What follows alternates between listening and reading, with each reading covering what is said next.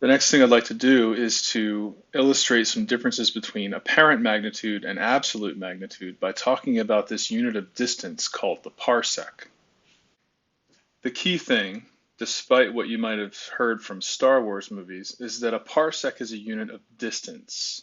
It's kind of like a light year. It's about 3.3 light years of distance. This is essentially how a parsec is defined. If we are observing two stars, call them star A and star B, and it turns out that these two stars are 1 AU apart from each other, meaning Earth-Sun distance, and if we observe that they are 1 second of arc apart from each other in terms of their angle, how far apart they are separated in the sky, we call the distance to those stars 1 parsec.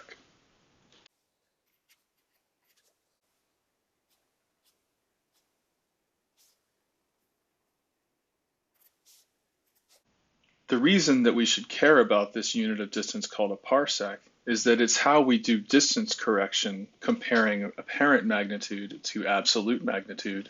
So this helps explain how the absolute magnitude scale is related to the apparent magnitude scale.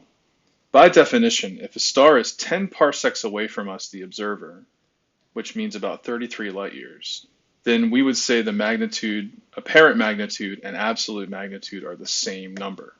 To help illustrate this point, I'm going to write down some apparent magnitudes and absolute magnitudes for some well-known stars in the night sky. As mentioned previously, the sun is the brightest thing in the sky, which means it has an apparent magnitude of negative 26.7.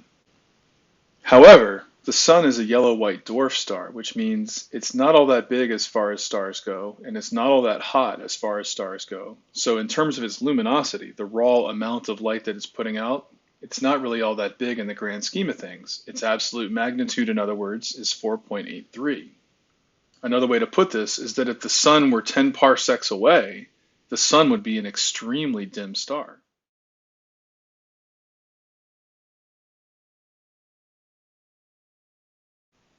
Vega has an apparent magnitude of 0.026. Remember that in the 1970s, when this was formalized, Vega had a magnitude of exactly 0. It's drifted a little bit since then. Its absolute magnitude, on the other hand, is 0.58. And that should tell you something. The fact that these two numbers are very close to each other gives you a hint about how far away Vega is from us. I'll give you a minute to think about it, but here's a question for you to ponder. If this number is giving us a brighter magnitude than this number, then does that mean Vega is closer than 10 parsecs or farther away than 10 parsecs?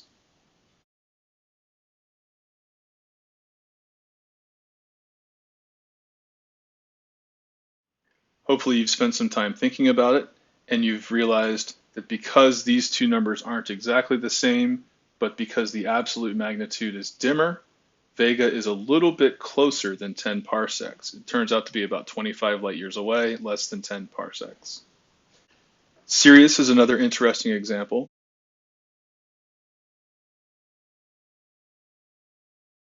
It is the brightest star in the night sky at a magnitude of negative 1.46, but its absolute magnitude is 1.4.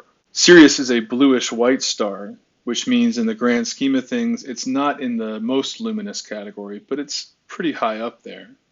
The reason that Sirius has such a bright apparent magnitude is because Sirius is pretty close to us. In fact, Sirius is only about 8.5 light years away. It's a fairly close star.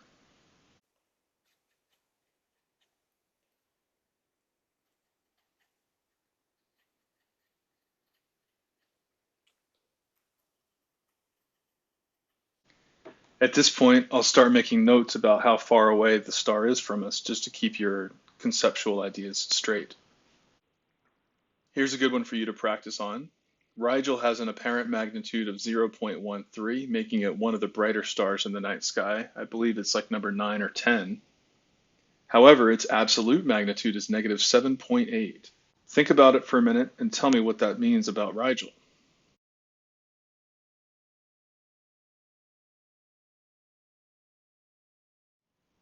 This number, of course, means Rigel is a bright star to the naked eye observer, but this means that Rigel is extremely luminous. What does this tell us about Rigel? Well, for it to be so luminous and yet only be number 9 or 10 on the apparent magnitude scale means that Rigel must be extremely far away. In fact, Rigel is about 1400 light years away, meaning several hundred parsecs from us. And that also hints at what it is that makes Rigel so luminous. Betelgeuse is another interesting example. It's in the same constellation as Rigel, in the Orion constellation.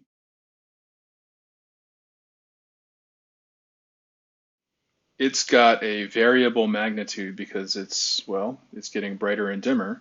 Its magnitude ranges from 0 to 1.3. I think it's about 0.54 right now. And yet its absolute magnitude is negative 5.85, which tells us, just like Rigel, Betelgeuse must be extremely distant for it to have such a luminous absolute magnitude and a relatively modest apparent magnitude.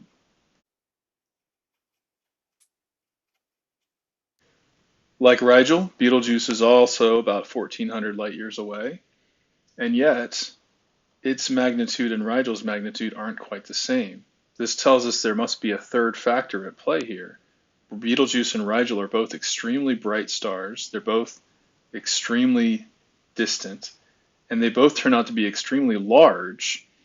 But the reason Rigel has a more luminous absolute magnitude than Betelgeuse, the reason it's got a more negative number, is because Rigel is a blue star and Betelgeuse is a red star.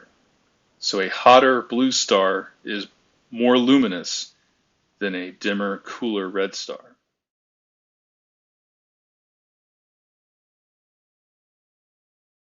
The final example is Polaris. I made a mistake when I first wrote these numbers down. I accidentally gave it Rigel's absolute magnitude, so I fixed that here to negative 3.6. Polaris is a fairly dim star as far as these things go, an apparent magnitude of about 2, and yet it's fairly luminous with an absolute magnitude of negative 3.6. And this tells us that just like Rigel and Betelgeuse, Polaris is a luminous star, but because its apparent magnitude is dim, it is distant. So hopefully these examples gave you a way to think about how the distance correction plays into the difference between apparent magnitude little m and the absolute magnitude big M. Whenever you've got an extremely bright object with a negative little m and an absolute magnitude that's rather positive, it tells us that the star is not very luminous, but it's close. If the two numbers are almost the same, it tells us the object is roughly 10 parsecs away. If you get a negative number over here, or a number that's small, and a positive number over here, that tells us the object is only bright as far as we're concerned because it is close. These three stars all have an absolute magnitude that's in the negatives, meaning they're all extremely luminous, but they are far away, so their apparent magnitude is relatively small.